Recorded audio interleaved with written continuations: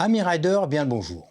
Aujourd'hui, on va voir ensemble une vidéo assez particulière, car ce que je vais vous montrer est interdit. C'est tout de suite après l'intro.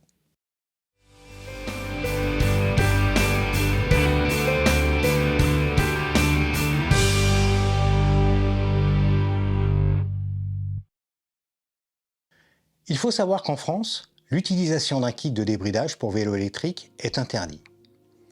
Ce qui m'intéresse dans le fait de réaliser cette vidéo, c'est l'aspect technique et la possibilité de le faire. En aucun cas, je vous incite à utiliser ce genre de kit. C'est d'ailleurs pour ça qu'exceptionnellement, je ne mettrai aucun lien dans la description qui vous dirigerait sur tel ou tel site pour vous le procurer. Personnellement, il m'a été prêté pour réaliser cette vidéo. Ceci étant dit, on peut se poser la question en quoi consiste le débridage. Débrider un vélo électrique consiste à supprimer la limite d'assistance au pédalage. Ainsi, on libère toute la puissance électrique du moteur, ce qui permet de rouler plus vite. Un VTT AE livré conformément à la réglementation en vigueur est doté d'un moteur de 250 watts et vous assiste jusqu'à 25 km/h. Cette limite n'est pas due au moteur lui-même, mais à la brique constructeur intégrée dans le moteur. Comment débrider son moteur? Une façon très simple et gratuite consiste à déplacer le capteur et coller un aimant sur la manivelle. Vous trouverez sur YouTube plusieurs vidéos qui vous montrent comment faire, je vous en mets une ici. Nous allons le débrider avec un kit comme celui-ci. Allez, assez parlé et passons à l'action.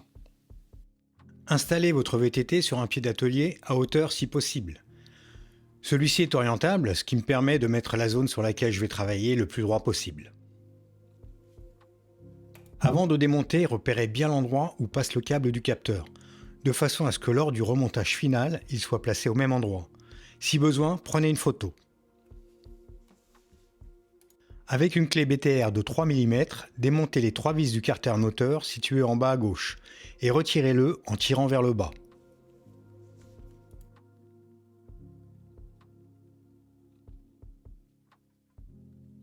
Dégagez tous les câbles avec précaution.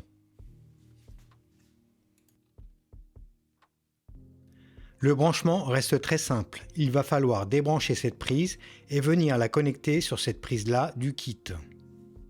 Ensuite, la petite prise ronde ira logiquement sur la ronde du kit.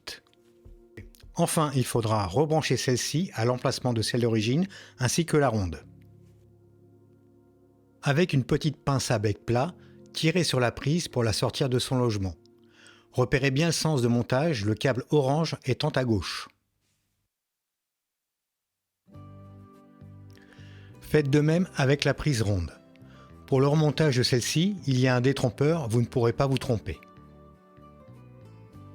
Pensez à faire un peu de nettoyage. Vous devriez trouver de la boue séchée, retirez-la et nettoyez bien les prises et leur logement. Perso, je fais régulièrement des entretiens, on voit très bien que ce n'est pas très sale. Les broches de la prise mâle étant légèrement plus grosses que la prise femelle, insérez un cure-dent à l'intérieur pour les agrandir légèrement. Faites preuve de délicatesse à cet endroit. C'est maintenant le moment de connecter le kit Pirtune. Branchez la prise rectangulaire du VTT sur la prise rectangulaire du kit. Alignez bien les deux prises avec la couleur du câble orange. Enfoncez-la jusqu'à la butée. Connectez la prise ronde du VTT sur le kit en faisant attention au détrompeur. Enfoncez-la jusqu'à la butée. Maintenant, il faut connecter le kit sur le VTT par la prise rectangulaire. Alors attention vraiment à cette opération car c'est la plus délicate. Il ne faut surtout pas forcer. Si vous voyez que ça force, retirez-la et vérifiez que la prise femelle sur le VTT est toujours en bon état. Si un des trous s'est refermé, avec le cure-dent, ouvrez à nouveau le trou de la prise. Pensez à bien pousser la prise jusqu'au repère. Une astuce pour réussir à l'emboîter est de faire de légers mouvements de bas en haut tout en poussant légèrement. Une fois la prise rectangulaire bien enfoncée à fond jusqu'au repère, il ne vous reste plus qu'à connecter la prise ronde du kit sur le VTT en faisant attention au détrompeur.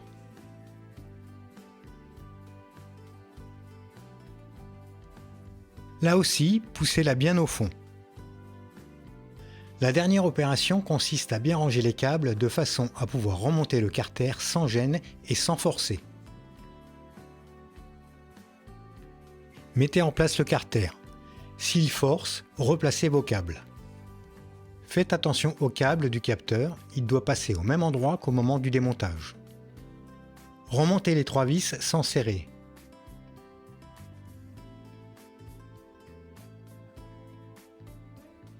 Avec votre pouce, exercez une pression vers le haut et mettez en contact vos 3 vis. Pour finir, serrez les vis délicatement. Remontez votre batterie et allumez l'écran de commande.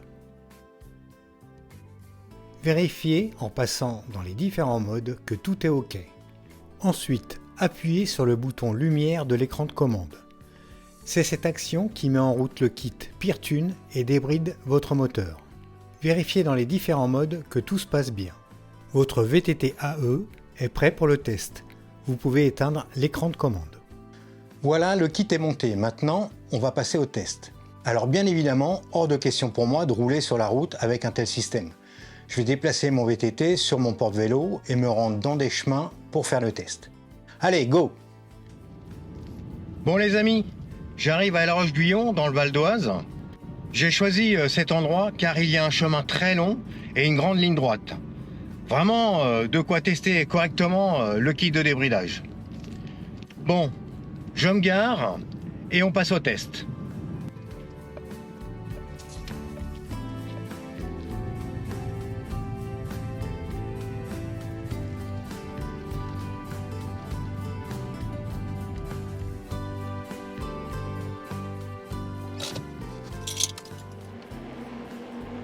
Allez les amis, c'est parti.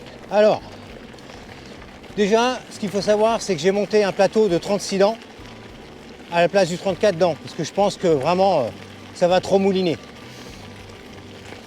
Donc, là, je suis en mode tour. Donc, chaque mode est réglé à 100%, hein, bien sûr. C'est la configuration usine. Voilà, ça vous donnera une référence. Donc, là, je vais accélérer jusqu'à 25, d'ailleurs, j'y suis. Je vais enclencher par le petit bouton lumière le kit. Voilà, il est enclenché. Et là, j'accélère. Ça pousse tout seul. Hein. Je suis qu'en mode tour. Je suis à 34. Je passe en mode sport. Je suis déjà 39 km/h. 41, 42. Je passe en mode boost.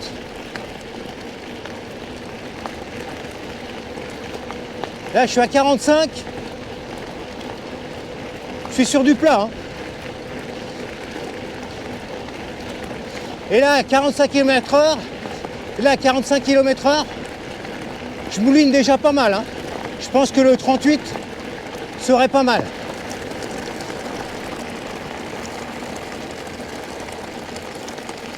Par contre, à ces vitesses-là, sur du gravier, la direction, elle bouge. Hein.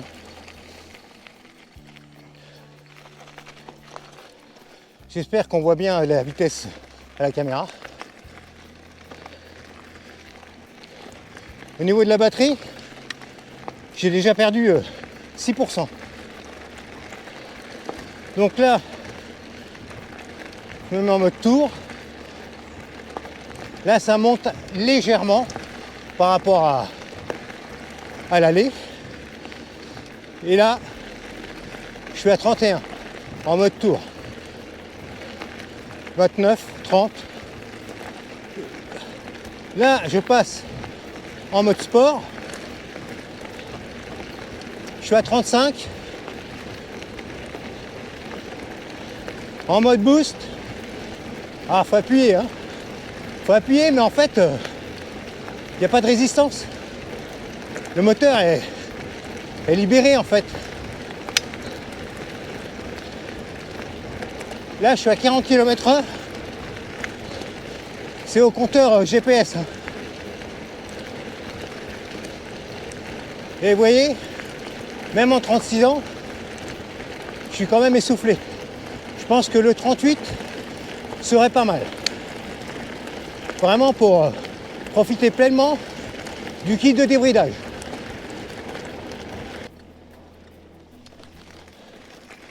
Alors là, je refais un tour, mais sans assistance. Et là, avec le 36 dents, en étant sur le pignon de 11 ans, hein, je suis à 25. Et là, je vois tout de suite que ça résiste. On est vraiment bridé. C'est comme si on retenait le vélo en fait, par rapport à tout à l'heure. Là, je passe en mode tour. Mais comme je suis au-delà des 25 km/h, ben, il se passe rien. Mode sport, pareil, hein. C'est normal puisque je suis au-dessus de 25 km/h. Alors que si j'enclenche le débridage, ce que je vais faire tout de suite, et là, voilà, tout de suite, c'est comme si on venait de lâcher le vélo, et là, ça repart de plus belle, hein.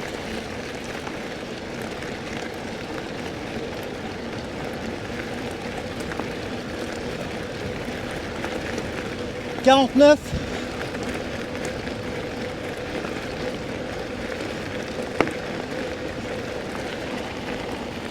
50 km/h.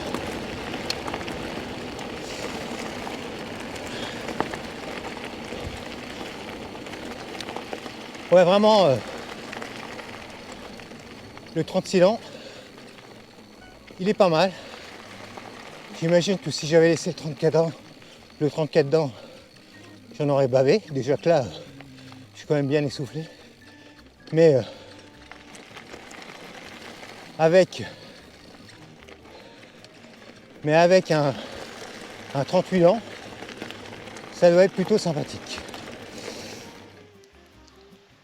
Le vélo sans l'abri de constructeur qui le limite à 25 km/h est comme libéré. Il délivre toute sa puissance pour laquelle il a été conçu. C'est franchement très agréable. Par contre, il faut changer la couronne de 34 dents par au moins une 36, voire même une 38 sous peine de s'épuiser à mouliner comme des fous. Franchement, mon avis est mitigé. Si vous pratiquez du pur VTT, je vois pas trop l'intérêt de rouler à plus de 25 km/h dans les chemins ou dans les bois, et changer la couronne par une plus grande peut être compliqué dans les gros dénivelés. L'autonomie de la batterie en plus risque d'en prendre un coup.